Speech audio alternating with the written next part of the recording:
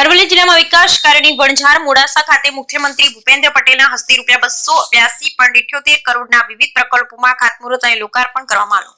મોડાસા ખાતે આધુનિક સુવિધાઓથી સજ્જ નવીન બસ પોર્ટ સહિત વિવિધ પ્રકલ્પોના ખાતમુહૂર્ત અને લોકાર્પણ સમારોહ યોજાયો।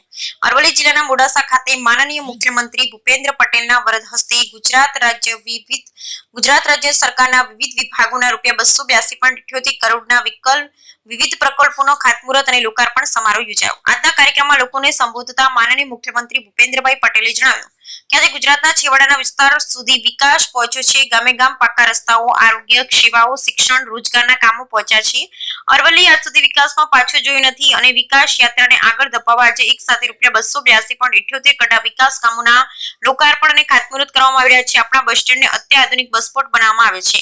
તેમણે સંબોધનમાં જણાવ્યું કે શિક્ષણ, આરોગ્ય, આવાસ સહિત લોકોને તમામ સુવિધાઓ ઉત્તમ પ્રકારે મળે તે માટે અમે સતત કાર્યરત છીએ।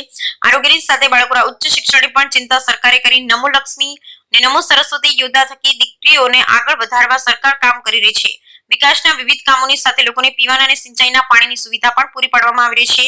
અરવલ્લી જિલ્લાની મુલાકાત દરમિયાન મુખ્યમંત્રી ભૂપેન્દ્રભાઈ પટેલે મોડાસા ખાતે નવનિર્માણ પામેલ અત્યાધુનિક સુવિધાઓથી સજ્જ વંદે માતરમ બસપોર્ટની મુલાકાત લીધી। ઉપરાંત મુખ્યમંત્રીના વરદ હસ્તે લોકસભા સાંસદ શ્રીમતી શોભનાબેન બારૈયાના લોકસંપર્ક કેન્દ્રનું પણ ઉદ્ઘાટન કરવામાં આવ્યું। સાથે તેમણે મોડાસા ખાતે આયોજિત દિવ્યાંગ સમૂહ લગ્નોત્સવમાં પણ હાજરી આપી અને નવદંપતિને આશીર્વાદ આપ્યા। સાથે તેમણે ધનસુરા તાલુકાના આક્રોદ સ્થિત લાઇબ્રેરીની પણ મુલાકાત લીધી। બ્યુરો રિપોર્ટ કાદરડબરી મોડાસા।